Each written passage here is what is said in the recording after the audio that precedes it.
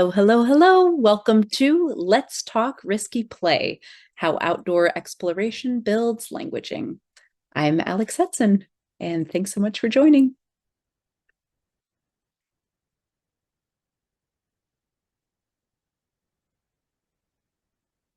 What counts as risk? What counts as language? How do we trust everybody? These are the three main questions we'll return to at the end. So keep them in mind as we take a retro trip back to the early 90s.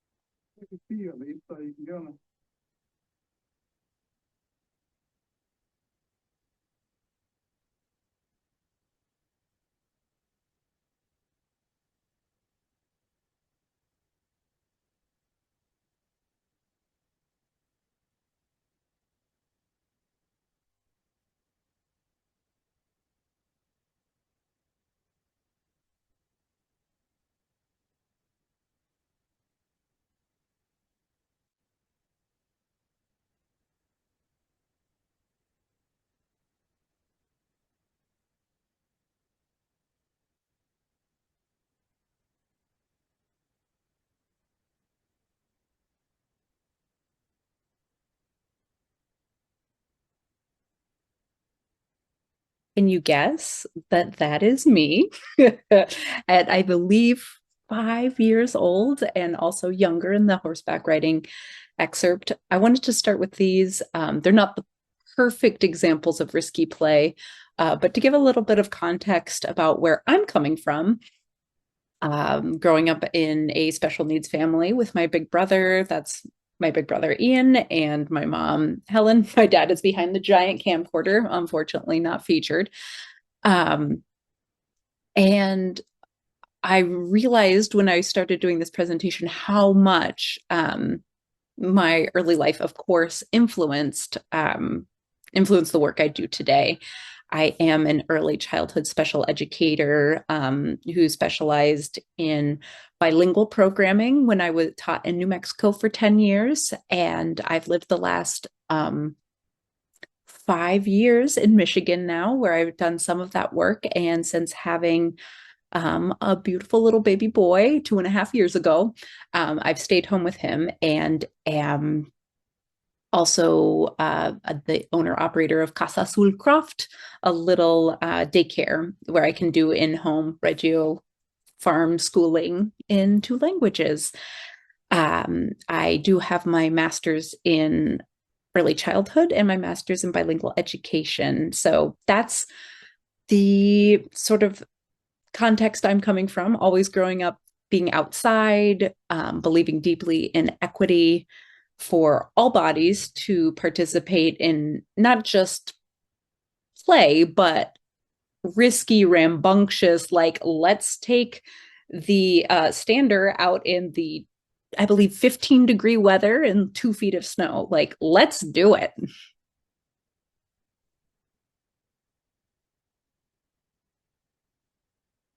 So feel free to pause um, this video at any point, of course, since this is asynchronous, but on these prompts, feel free to pause and then recommence. I won't leave the space in the presentation, but so to reflect, jot down at the end of the presentation, I'll share the link to a Padlet, and I'd love it if you upload a video or some thoughts to any of these prompts that I'll have throughout the presentation.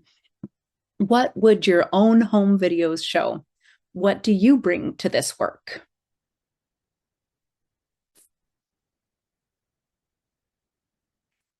All right, so this is the outline of the presentation. We're in introductions right now. Two is the definition of terms. Essentially, we'll break down what is risky play and then some terms surrounding language and languaging, what I mean by that.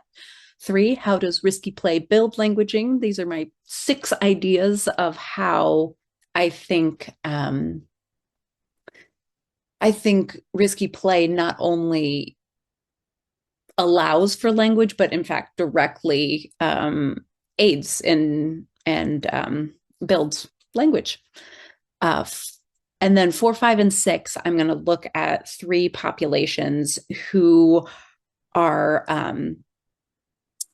a few populations who are frequently denied and controlled when it comes to play for different reasons, whether it's surrounding their perceptions around risk or perhaps over programmed with either special education or language learning. So, sort of just a bit of an argument to say, well, this can be as good as therapy or individualized language instruction can be found outdoors. I have a proposed observational tool of how to assess a risky play situation and look at it to say, okay, like this is the languaging that I'm seeing here, and this is the language growth I'm seeing here, and also one for helping plan for accommodations and modifications for different abilities so that everybody can engage with risky play. And again, risk is relative, right? So everyone can engage with risk in a way that feels safe, paradoxically, to them. It feels fun, scary, as we say, right? And then references and next steps, right? As I said, I'll end the presentation with just that Padlet link. So if you'd like to get the different references from the from the presentation, we'd love to have you hop on there.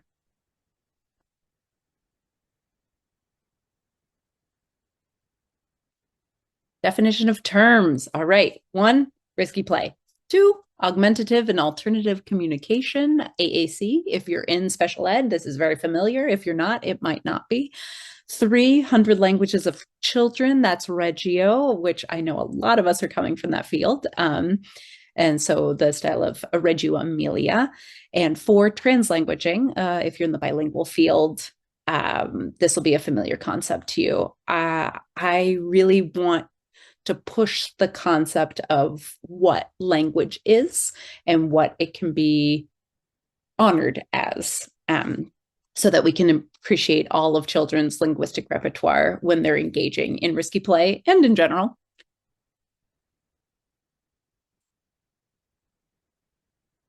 Hey, according to Peter Gray, risky play is self-chosen and self-directed, intrinsically motivated, guided by mental rules, imaginative and creative. Those are his rules for all play.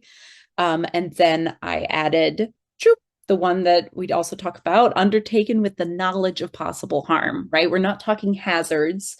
We're not letting the children run loose when there are, poisonous snakes. Those are hazards. Risks are known risks. And a quote that I loved from that article he published was, risk seems to be intrinsic to the joy of play, not just a side effect. So, right, just the importance of the risk itself.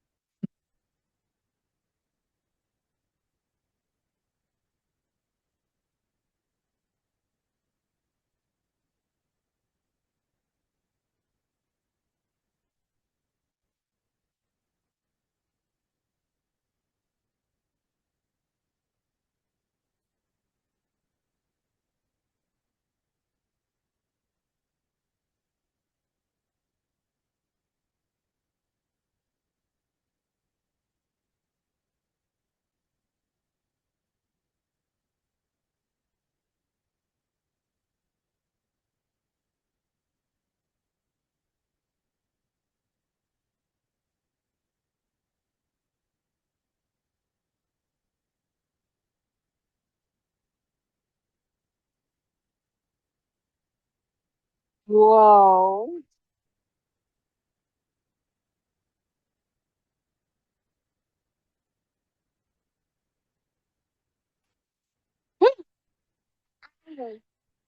No más ángeles.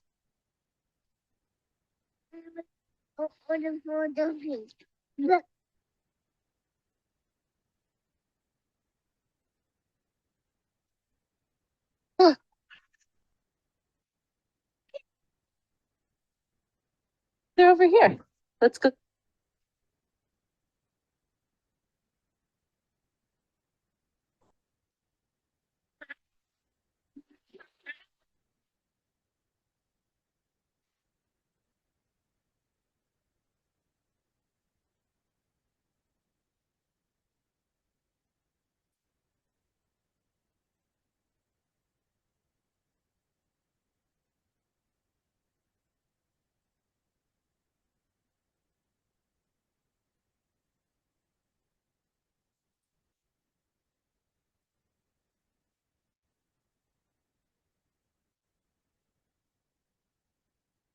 Awesome. Those are just a little smattering of risky play snapshots that I've had from my classroom and from my time at home with my son Lev.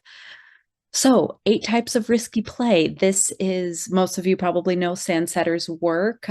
2009, I believe she began with 6 types of risky play. I like Helen Little's that we have here because it adds, I believe, vicarious risk and maybe impact. But so playing with heights, uncontrolled speed or pace, dabbling with risky tools, playing near risky elements, rough and tumble play, hiding, disappearing, and seclusion, playing with impact, and vicarious risk. I do think I would like to add a ninth category of social risk, but since it's risky play is usually more of a physically involved type of play, but I do like, especially when we're talking about language, to talk about the sort of social risks that kids can take when they're engaging with new language, especially. Um, and I also want to note that risky elements, risky tools, I think that should also encompass animals, right? You'll see quite a lot of animal footage, and I think that that is definitely a type of risky play as well.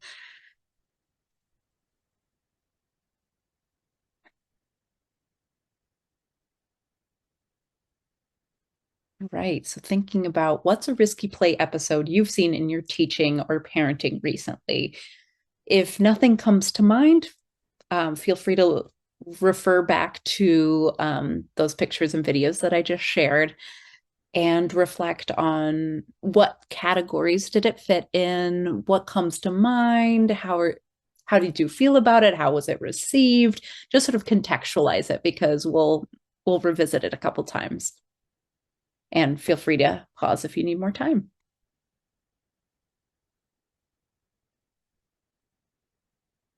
Right. So risky play defined. Next, we're moving on to augmentative and alternative communication.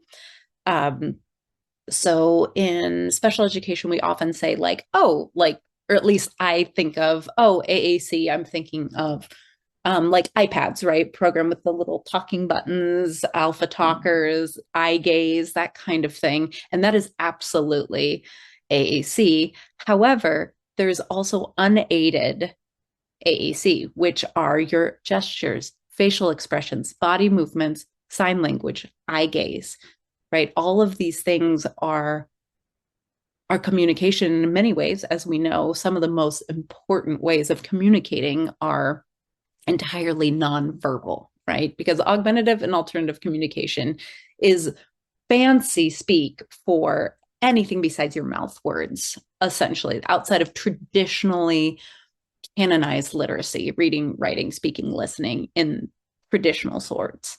Then, of course, there is aided AAC. There's light tech, right? That's your pencil and paper, core boards, um, mid tech, right? Buttons like, go, and high tech, as I talked about, alpha talkers, iPads, etc. Yeah, speech generating devices. And now I have a picture of the core board that we used in our class. Oh, first, yeah, there's one of my former students, Pax, using his iPad. Yes, this is the core board that we used in my early childhood special education classroom. Super easy. You can just have it on an 8.5 by 11 laminated, and it's great. It's a great tool to have, and also just another way to think about it. When we're thinking about language, we're thinking about how children are communicating. Yeah, have AAC in mind, whether it's pointing or iPads and anything in between.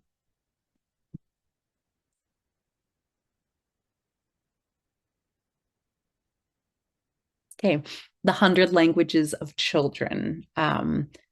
Many of you may know this poem, but I'm going to read it by Laura Smalaguzzi, who's one of the founders of Reggio Emilia, one of the first teachers anyway. And so, the 100 Languages, Laura Smalaguzzi. The child is made of 100. The child has 100 languages, 100 hands, 100 thoughts, 100 ways of thinking, of playing, of speaking. 100 always, 100 ways of listening, of marveling, of loving, 100 joys for singing and understanding, 100 worlds to discover, 100 worlds to invent, 100 worlds to dream. The child has 100 languages, and 100 and 100 and 100 more, but they steal 99. The school and the culture separate the head from the body. They tell the child to think without hands, to do without head, to listen and not to speak, to understand without joy, to love and to marvel only at Easter and Christmas. They tell the child to discover the world already there, and of the 100, they steal 99. They tell the child that work and play, reality and fantasy, science and imagination, sky and earth, reason and dream are things that do not belong together. And thus they tell the child that the 100 is not there. The child says, no way, the 100 is there. And those are some images of clay faces from the 100 Languages of Children, which was their the first art exhibition that came out of Reggio Emilia, right, which is a child guided form of education from Italy, where children and teachers collaborate together on what to study and how to study, and they engage in these long stories of topics that are of interest to them and immediate relevance and context. And so the 100 languages are understood to be, of course, traditional speech, but also listening, playing, dancing, the visual arts. Reg is very heavy on the atelier, right? Artistic renderings. And so I like to think of that as a way of languaging as well. When children are creating art, they are communicating. So that's yet another way that we can assess and define language when we're watching risky play.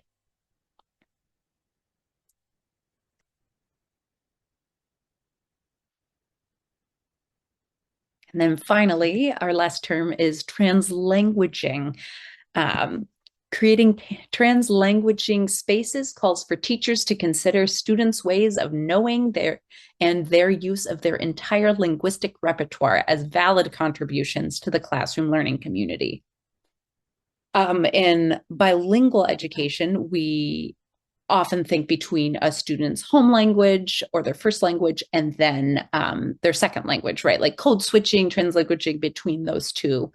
But I want to sort of challenge, like, if we think entire linguistic repertoire, let's think widely of not just spoken languages, but the other languages we just touched on.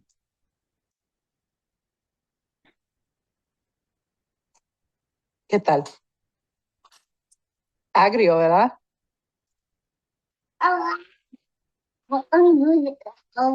Ok.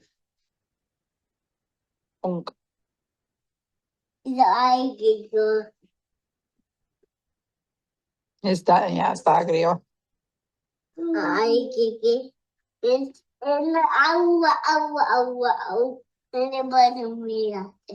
¿Vas a poner las semillas en el agua? Okay.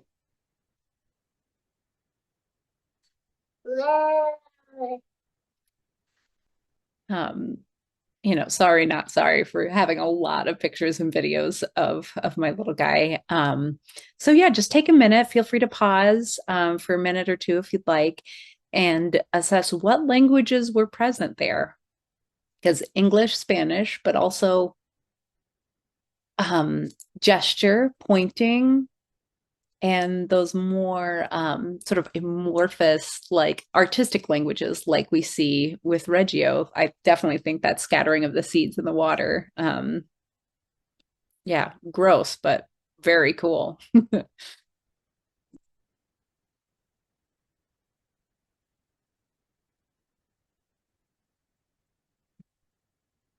And yeah, before we go ahead into the main crux, I just wanted to show something I created for my action research for early childhood was I was examining how my children, who are largely autistic, in the ECSE classroom use language and how they translanguage. And so I really like that idea of thinking of translanguaging. If you look at that little section in the middle, translanguaging through art, words, AAC, and silence, right? And so when we're looking at risky play and we're thinking of how it's impacting language, I I really like watching how different languages flow into one and the other, and how they can all be part of a child's linguistic repertoire, as Carla España said. Oh, and before we go on, for your risky play episode that you were thinking of, or that you thought of from when you were younger, take a moment and think about what languages were present there as well. And go ahead and take a couple minutes and pause if you'd like, and then we'll move on.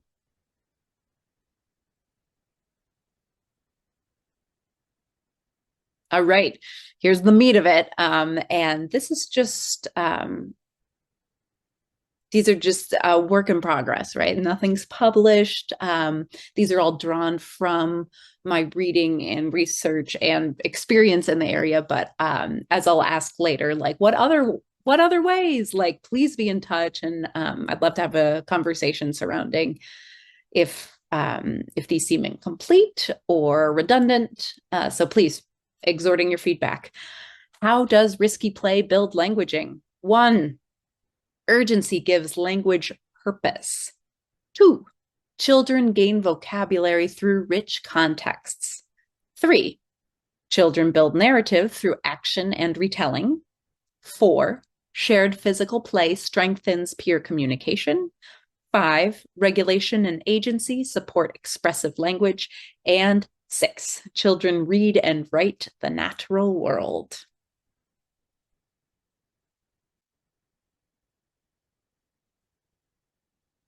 Urgency gives language purpose. Wait, watch me, too fast. Again, I'm not ready. Help, hold it. My turn, your turn. Cuidado, ven aquí, otra vez. All of these are phrases that are used frequently during risky play, and they're some of the easiest to learn, the easiest to use. They're accessible to a lot of children, and it's relevant, right? When you think about in a therapeutic setting or a language game, the stakes are low. When you're lifting a big stick and you know that it's going to tip a child over if they come running up to you, say, wait, I'm still working on it. And that sort of deeply relevant, high stakes communication is what education's all about.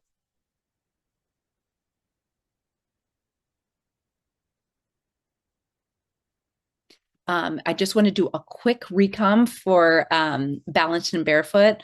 A lot of you probably know this book. It's great when we're looking at how different skills are impacted by outdoor play. Obviously, I'm working more on language, but she's an occupational therapist. So if you're interested in like fine motor, gross motor, sensory, she has it broken down by age group, which is it's just a great book. And I realized I didn't have any excerpts that I wound up using. So just thought I'd plug in an image so I didn't forget to recommend it.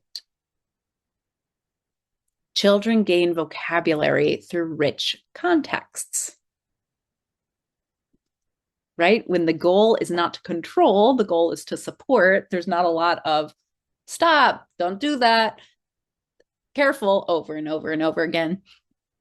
You can say, do you notice how these rocks are slippery? The branch is strong, right? We're getting all that rich heuristic language of describing properties and describing, properties, qualities, making your planning, like we see below, help your child's problem solve by saying.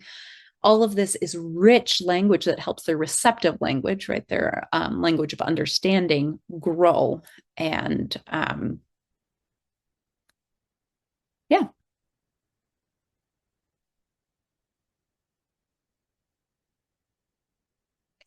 This is an excerpt from Hunt, Gather, Parent by Michaeline Duclav. If you have not read it, I highly, highly recommend it. And I'm just going to read an excerpt of this section of parenting with logic puzzles, right? The idea of when you're not just trying to say no and they hear the same thing over and over and over again, right? Again, not relevant, not high stakes, right? If there's a no applied to every single thing, whether it's, being at the edge of a very, very, very high bridge, which is the example here, versus no, because you don't want them to spill the paint. Like they learn to tune it out. And again, like we were talking with urgency, that's what gives language relevance, deep meaning, like deep context and relevance.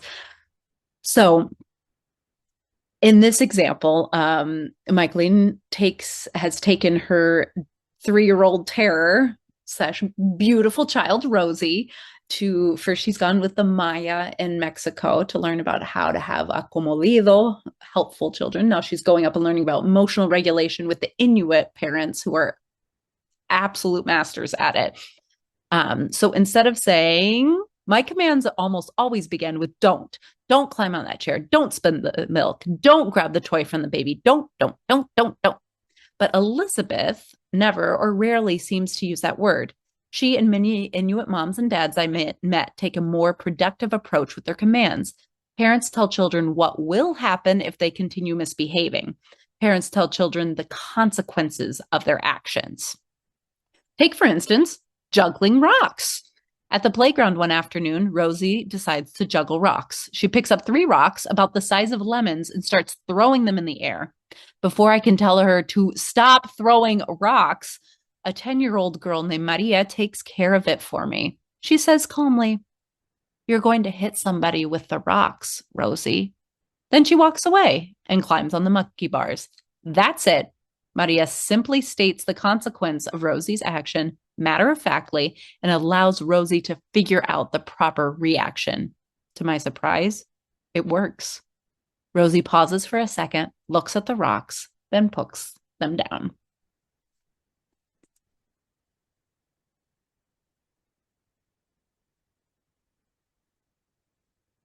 Children build narrative through action and retelling, right?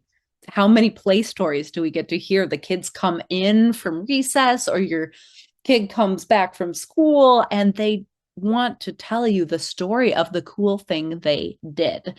Risky play is high emotions, high stakes, and that sort of thing. As we know, it's great. It makes great cinema, makes great books.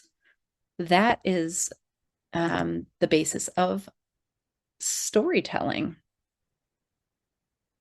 All right, one more. This is my last Hunt, Gather, Parent excerpt, and it's about a little girl, Belly. So now she's in Tanzania, little Rosie and Michaeline have gone to Tanzania to learn from the Hadzabe, who are a group of hunter-gathering people in Tanzania. And this is just kind of like a love poem to little Belly, who is about Rosie's age. She's, I think, 4 or 5.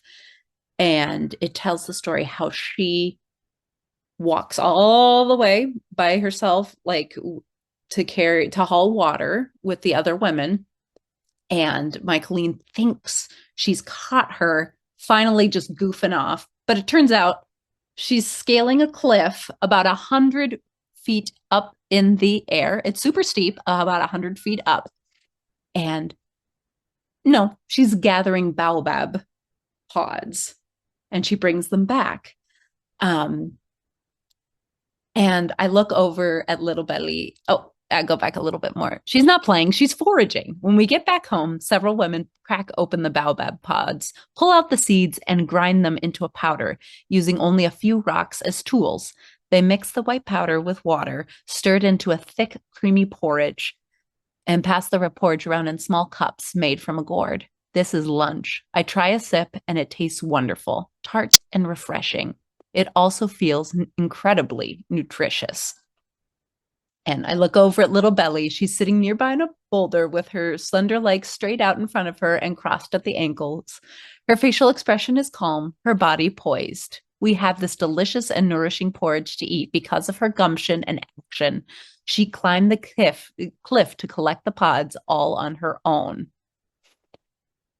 And while, there's some line of, I know some people think, and maybe it's fine, that like it's not play if it's work, but I think playful work is the key of things. And I think little Belly had a fun time and is proud of feeding her extended family and her community, but also it's a deeply narrative story, right? Here's Michaeline so struck by it that she wrote about it in her book. And I can imagine that the women who didn't come along told this story or listened to this story.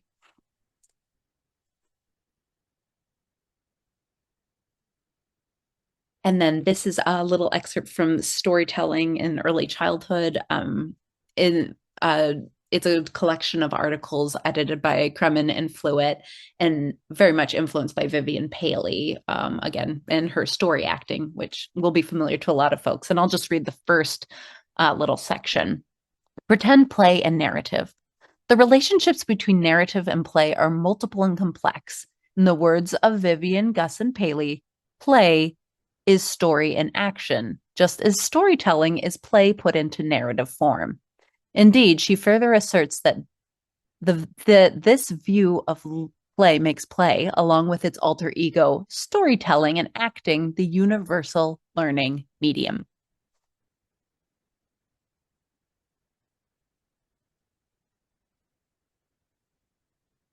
Shared physical play strengthens peer communication. Yes, this is something I saw so intensely with my second language learners. So this is a little excerpt from my thesis. So this sort of play, risky play, was also key for developing vital peer-to-peer communication. Being able to coordinate turn-taking and planning the next action ensured physical safety, and checking in with friends for verbal consent led to emotional safety. In this way, safety and oral language development in students' first language and second language were deeply linked. And then I have one of my favorite memories from that COVID year. As you can notice, this is 2020. This is 2021 or the spring of 2022. I think it's the spring of 2021. Yeah. This was just like a random sort of part of the school grounds off to the side near where they were doing a new development. And of course, those are the areas, as we know from adventure playground work, that kids love. Like, yeah, the playground equipment is great. And like, especially if we like juice it up with lots of good loose parts and other engaging materials. but yeah, the like this like super hard, rocky, full of goat heads, which are these horrible little spiny things, was just like heaven for them. This is where the kids wanted to go every time we took our adventure walks. And they would run up and down and up and down and up and down and up and down endlessly, endlessly. And I was so proud of my little guy in the front because he, for the first time in the in school setting, used his use words to express that he could do something, right? He frequently said like no puedo, no puedo.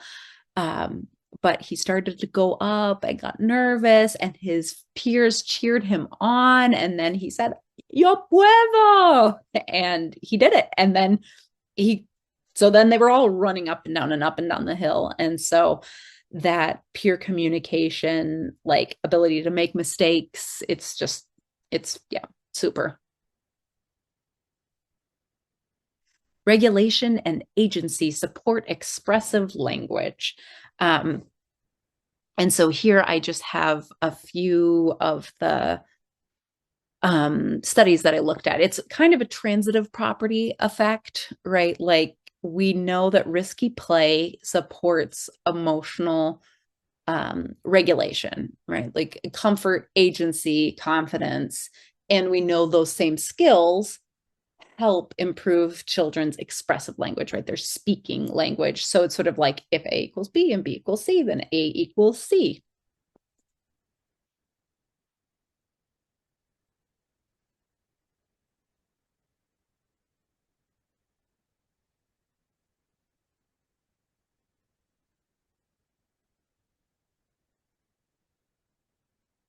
Then children read and write the natural world, patterning, creating maps, marking trails, and reading bird tracks, bird scat, all of that.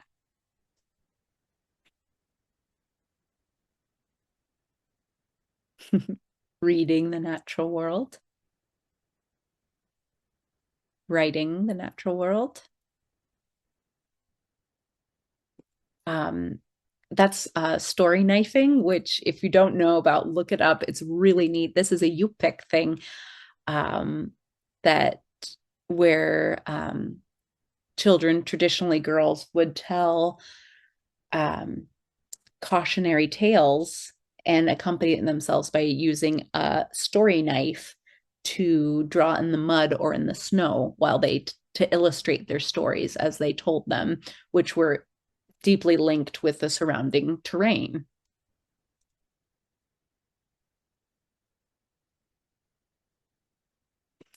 This is just a page that I'll read from a book on the deep history of work, but the author specialized in study the Juansis, who are a hunter-gatherer group. That's really his forte, and I adore this section about how risky play and language are influenced here.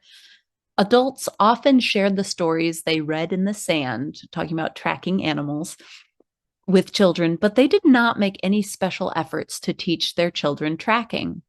Instead, they quietly encouraged children to acquire these skills by observing and interacting with the world around them. Armed with many sets of bows and arrows, boys would spend their days stalking and hunting the various insects, lizards, fowl, and rodents that scurried invisibly through their camps.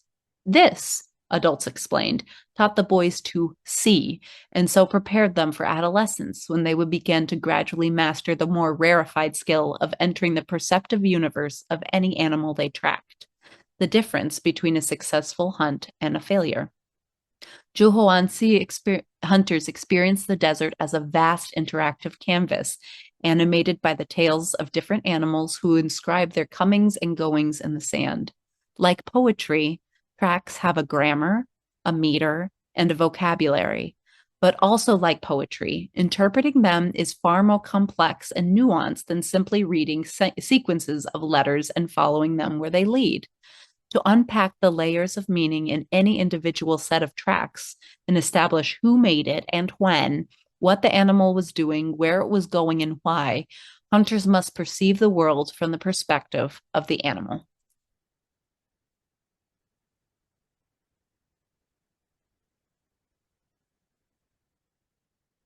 In what other ways does risky play shape languaging? Again, please feel free to pause here and jot down notes um, of things that I might have missed or things that occurred to you, different interpretations. Would love to hear them. All right. So now our little, not caveats, but sort of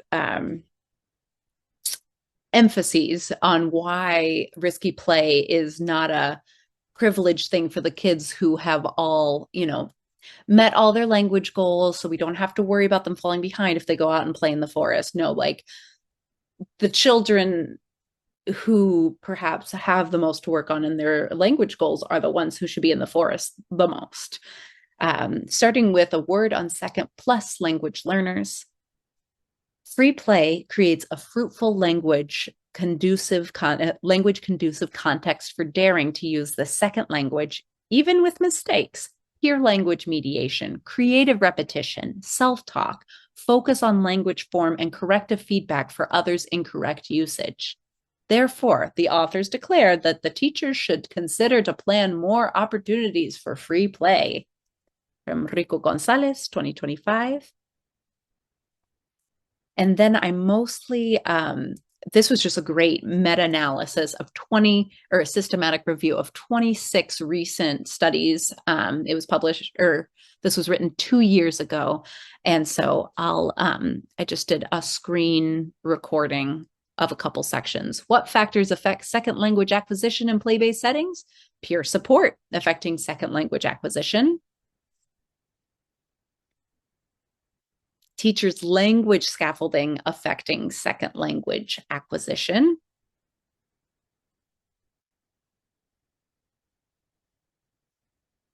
Children's personalities and preferences affecting second language acquisition. Type of play, language exposure, and L2 language exposure, and L1 vocabulary affecting second language acquisition.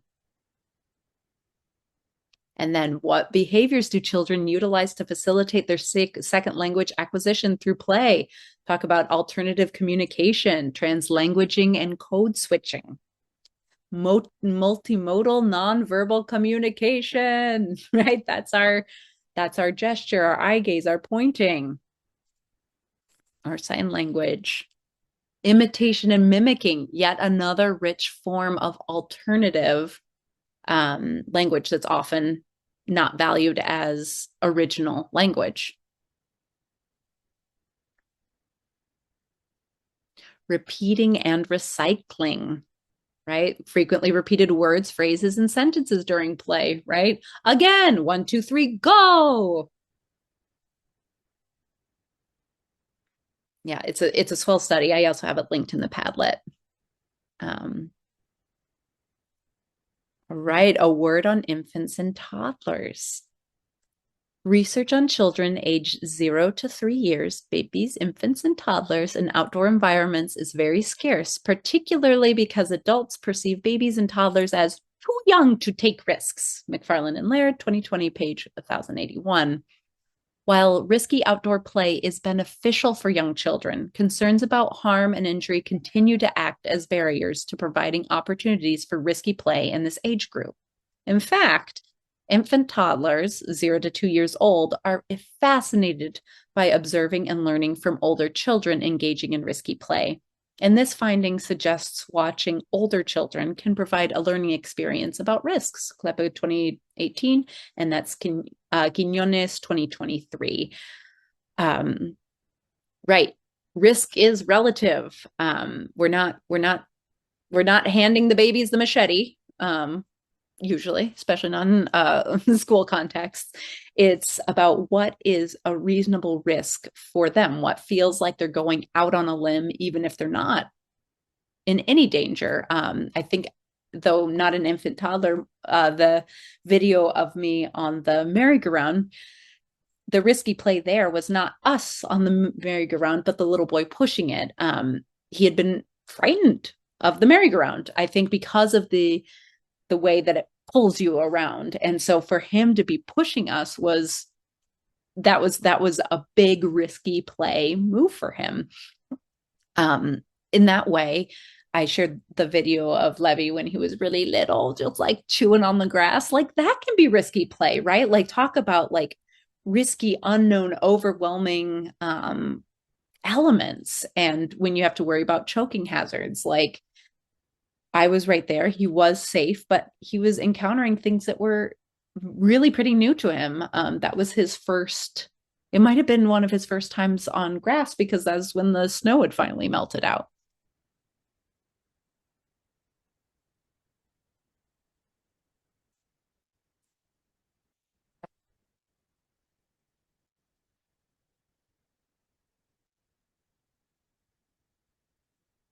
Risky play is good for babies.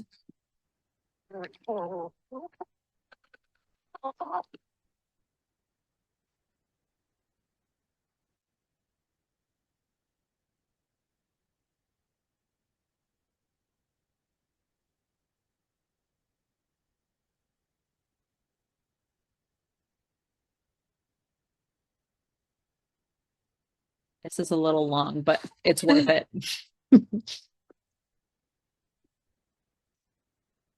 Hey. Shout out to my wife, Charla. I'm the one cackling.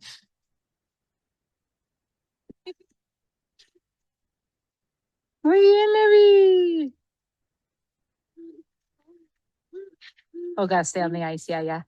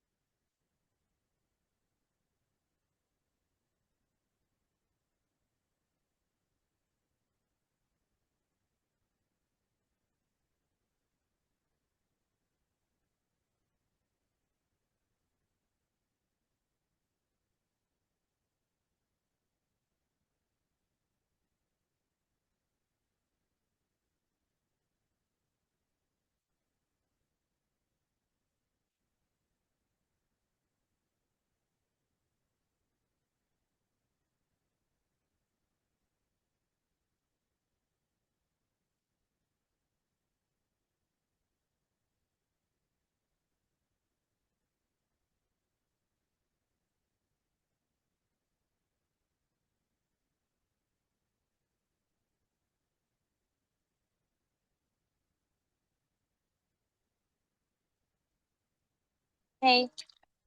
Their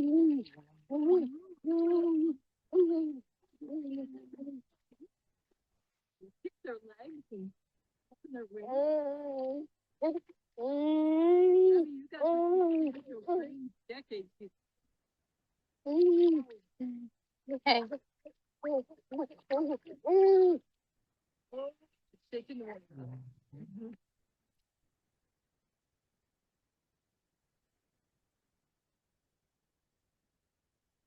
And our final little section is a word on disability and dignity.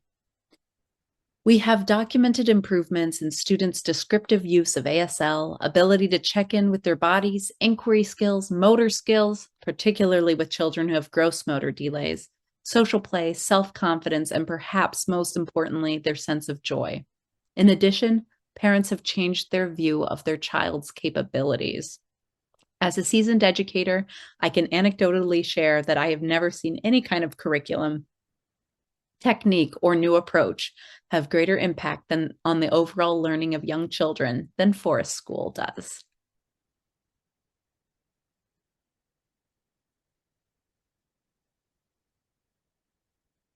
This is an excerpt from a paper I wrote Right, that children with special needs need more opportunities, not fewer outside. They can engage safely, and it's imperative that they do. It's not just a matter of gaining skills, but it's a matter of equity, right? It's one of the richest ways to play. Of course, all of us will agree here at this conference. Um, I wanted to highlight the Grady Dominguez study, reframing risk, working with caregivers of children with disabilities to promote risk taking in play. They argue that these children, because of their societally perceived inability, simply have had fewer opportunities and therefore less practice with risk taking, particularly outside. They argue that students with cognitive disabilities, especially, need more chances to engage in risky play, not fewer, so that they can develop necessary skills and judgment and autonomy. Their study proposes that students with disabilities benefit especially in decision making and autonomy, emotional health, physical health, and social competence and empathy. Right. So for all of these categories, right, that risky play isn't something that we add on if we have time in the day, right? This is the non-negotiable in the day.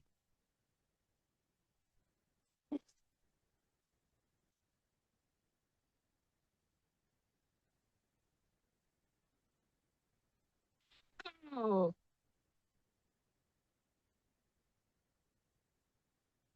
what?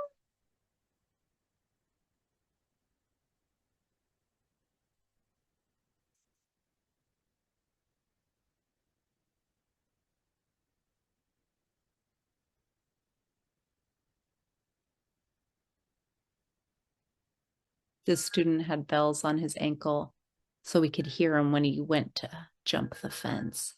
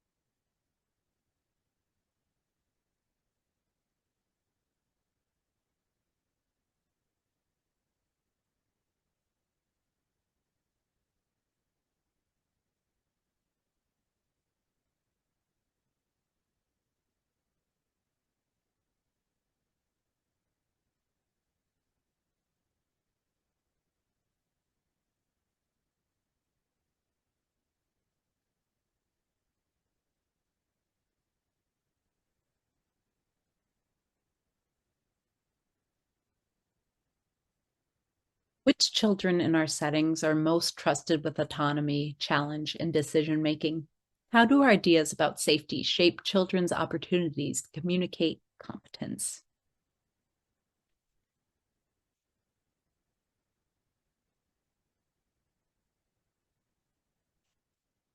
Here is that little graphic, which again, on the Padlet, I have a Google Doc version where you can download your own if you like it.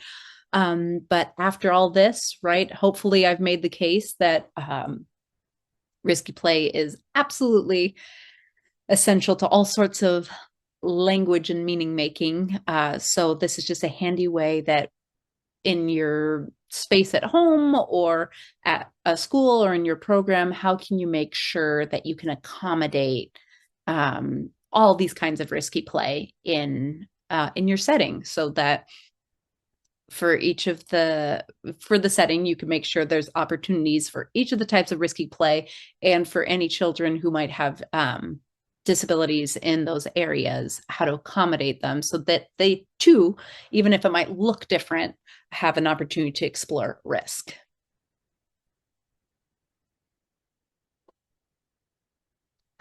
And again, if it appeals, I have a Google Doc in the Padlet that you can download of if you want to put this in as part of a portfolio or into your assessment and evaluation if that's a setting that you are in. I kind of like this side by side way of comparing, especially if you need to have an audit trail by admin, where you can say what the risky play setting is, describe it briefly, then say what languages you observed, thinking of the 100 languages and AAC and translanguaging, and then breaking it into school speak, right? Yep, I saw 1 to 2 word utterances. Yeah, turn taking conversationally. Again, like the standards of the IEP goals that the child is working towards.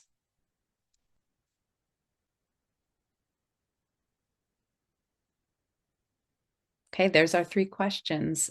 Feel free to pause and reflect on what counts as risk, what counts as language, how do we trust everybody?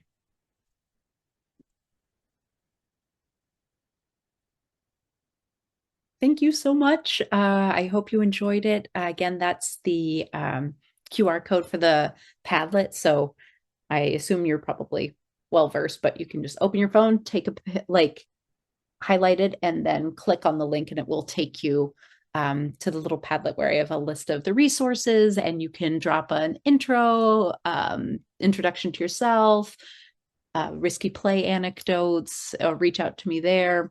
All of that would be swell. I hope you're having a fabulous conference and happy risky playing.